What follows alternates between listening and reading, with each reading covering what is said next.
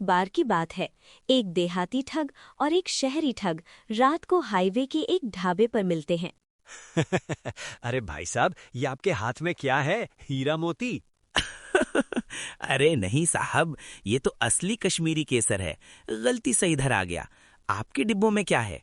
ये तो iPhone 16 pro max हैं, कस्टम से बचाए हुए। अगर आप चाहो तो केसर मुझे दे दो, सारे फोन तुम रख लो।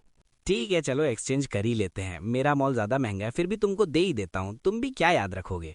इस तरह सौदा हो जाता है और दोनों एक दूसरे से अपना सामान एक्सचेंज कर लेते हैं और दोनों मन ही मन हंसते हैं। क्या बुद्धू बनाया। इस तरह दोनों ठग खुशी खुशी अपने अपने घर चल पड़ते हैं। घर पहुंचने पर देहाती ठग अपनी पत्नी से बोला, अरे सुनती हो, देखो आज मैंने कैसा हाथ मारा। लाल मिट्टी को केसर बताकर बदले में आईफोन से भरा थैला ले आया। रामू की पत्नी जल्दी से थैला पलटती है। ओ जी, ये क्या है? इसमें तो खाली आईफोन के डब्बे ही हैं, अंदर तो पत्थर भरे हैं। तुम दूसरे को ठगने गए थे, खुद लुट के आ गए।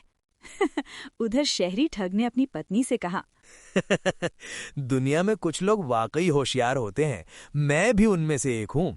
एक मूर्ख को आईफोन के खाली डिब्बों की बोरी देकर केसर की बोरी हथिया ली। बेचारा बोरी खोलेगा तो सदमे से मर जाएगा बेचारा। मरने दो साले को, ऐसे उल्लू जीकर भी क्या करेंगे। ये केसर नहीं, लाल मिट्टी है। लो, लगा लो अपने मुंह पर, सत्यानाश हो तेरा।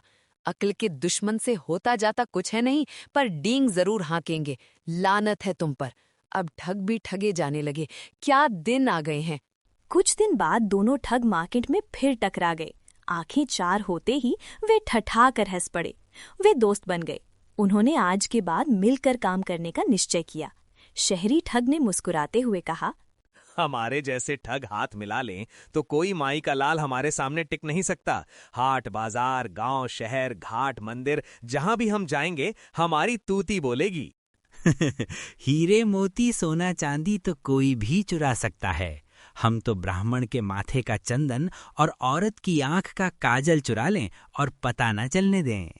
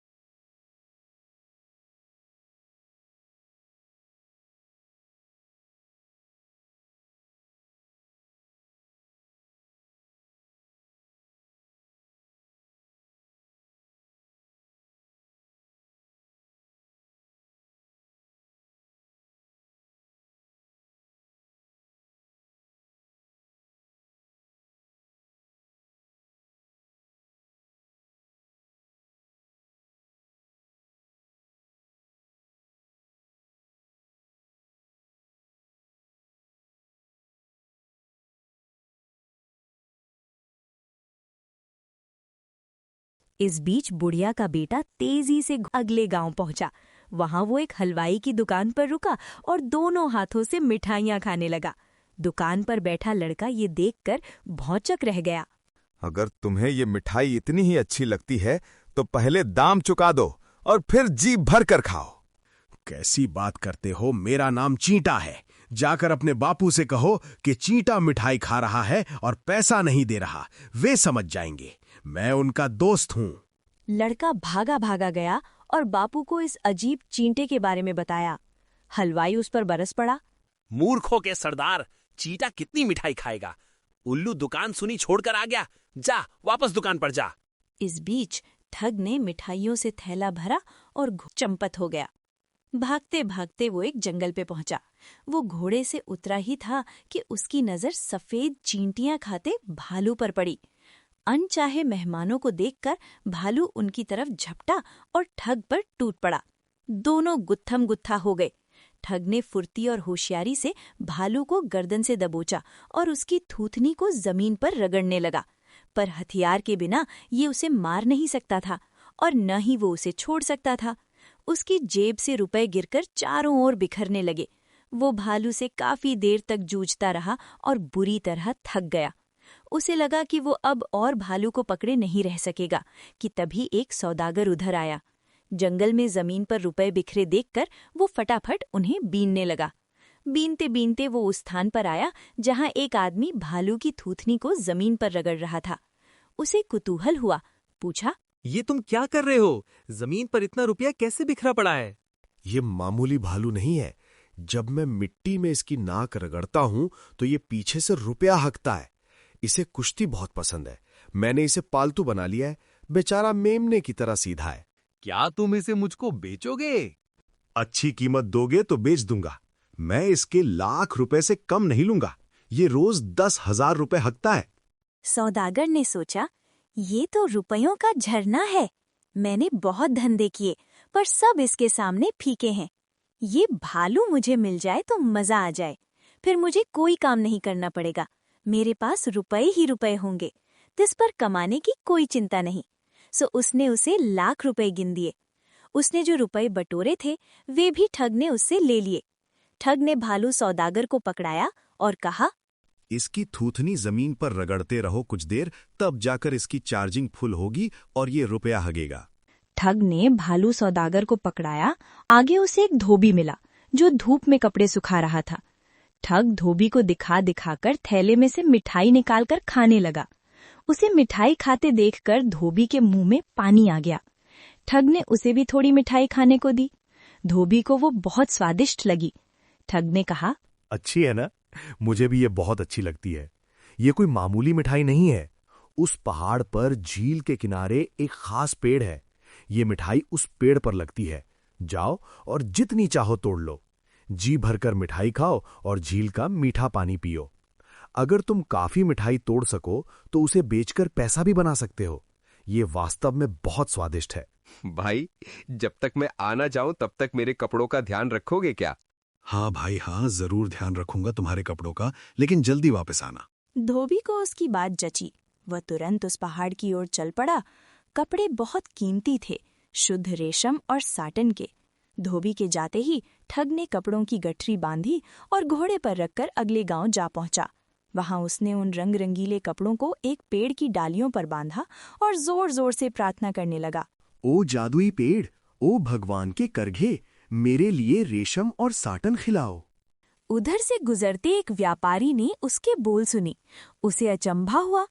पेड़ पर रेशम और साटन कैसे लग सकते हैं, जैसे वे कोई फूल हो? ये कमाल का पेड़ है, सचमुच कमाल का। ऐसा स्वर्ग में होता होगा, लेकिन धरती पर रेशम से लदा पेड़ किसी ने नहीं देखा। वो ठग के पास आया और पूछा, तुम क्या कर रहे हो भाई? भला ऐसा भी कहीं होता है कि कपड़े पेड़ों पर उगने लगे? ये चक्कर क्या है? अरे भैया, ये अनोखा पेड़ है। इस पर फूलों की बजाय रेशम और साटन लगते हैं। इसकी डाल पर बैठकर इतना भर कहना होता है, खिलाओ ओ जादुई पेड़, मेरे लिए रेशम और साटन खिलाओ। और ये रेशम और साटन के सिले सिलाए वस्त्रों से लद जाता है। और कपड़े इतने बढ़िया कि राजाओं और रानियों के पास भी क्या होंगे। ये मुझे एक महात्मा ने वरदान में दिया था। तब से मेरी तो किस्मत ही खुल गई। व्यापारी का कपड़ों का धंधा था। वो सोचने लगा, वाह, इससे तो मुझे मिलों से कपड़ा खरीदने और दर्जियों से सिलवाने की सारे झंझट से मुक्ति मिल जाएगी। पेड़ की बहुत कम देखभाल करनी पड़ती है, इससे मैं ढेरों रुपया कमा सकूंगा। इस पर मजदूरों का भी कोई लफड़ा नहीं। ये कपड़े कितने बढ़िया सिले हुए हैं। अरे भैया, अगर बुरा ना मानो तो एक बात बोलूं, ये पेड़ तुम मुझे बेच दो, मैं तुम्हें मुंह मांगा पैसा दूंगा। 3 लाख ले लो। नहीं नहीं, मैं इसको कभी नहीं बेचूंगा। ये महात्मा का आशीर्वाद है। भैया, मैं तुम्हारे हाथ जोड़ता हूँ, ये मुझे दे दो। 5 लाख ले लो। बहुत दिनों से व्यापार में घाटा उठा रहा हूँ, तुम्हारी बहुत कृपा होगी। हा, अब तुम इतना पीछे पड़े हो तो चलो देता हूं, लेकिन 10 लाख लूंगा। मैं इसे कभी ना बेचता, लेकिन तुम पर दया आ गई। लाओ पैसा निकालो। उसने ठग से सौदा पटाया और काफी धन देकर जादुई पेड़ का मालिक बन गया। उत्सुकता से भरा सेठ पेड़ पर चढ़ा और ठग का सिखाया मंत्र जपते हुए उससे वस्त्र देने की प्रार्थना करने लगा। जाने कितनी बार उसने वो मंत्र दोहराया, वो वही ढाक की 3 पात। मंत्र जपते जपते उसका गला बैठ गया। दिन भर मंत्र जपने के बाद उसे एहसास हुआ कि वो साधारण पेड़ है और उसे उल्लू बनाया गया है। पहले वाले दोनों ठग अब भी उस छोकरे ठग को ढूंढ रहे थे जिसने उन्हें मात दी थी। उसे ढूंढते ढूंढते वे उस हलवाई की दुकान पर पहुंचे, जहां से वो थैला भरकर मिठाई ले गया था। हलवाई भी उनके साथ हो लिया। चारों आगे बढ़े। वहां से चले तो उन्हें वो सौदागर मिला जो अब भी भालू से जूझ रहा था। वो पस्त होने ही वाला था कि ठगों ने लाठियों से भालू को मार गिराया। उन्होंने धोबी को दंड दिलासा दिया, जो तय नहीं कर पा रहा था कि बिना कपड़ों के वो शहर भर के ग्राहकों का कैसे सामना करेगा। फिर रास्ते में पेड़ पर चढ़े उस व्यापारी को नीचे उतारा और सब मिलकर उस छोकरे ठग को ढूंढने लगे। आखिर उन्होंने छोकरे ठग को उसके घर पर जा पकड़ा और उसे बुरा भला कहने लगे। छोकरे ठग ने कहा, मैं ठग नहीं हूँ, ना मैं चोर हूँ। मैं आप लोगों की एक एक चीज वापस कर दूंगा। जो मिठाई मैं खा गया उसके दाम दे दूंगा। ये खेल मैंने सिर्फ मजे के लिए किया था और इन दोनों को सबक सिखाने के लिए। मैं तो ये दिखाना चाहता था कि कैसे लोगों को अपनी नाक के आगे नहीं दिखता, खासकर तब जब वे लालच में अंधे हो जाते हैं। शुरुआत तो मैंने तब करी जब इन दोनों ने मेरी बूढ़ी माँ को ठगा। क्यों भाई, अब तुम लोगों को पता चला कि जब कोई तुमको ठगता है, तुम्हारे विश्वास के साथ खेलता है, तब कैसा लगता है? हमें माफ कर दो भैया, अब हम किसी को नहीं ठगेंगे। हाँ भाई, मुझे भी माफ कर दो। अब हमें पता चल गया कि शेर को सवा शेर कभी ना कभी मिल ही जाता है और तुम ठगी के मामले में हम सबके बाप निकले।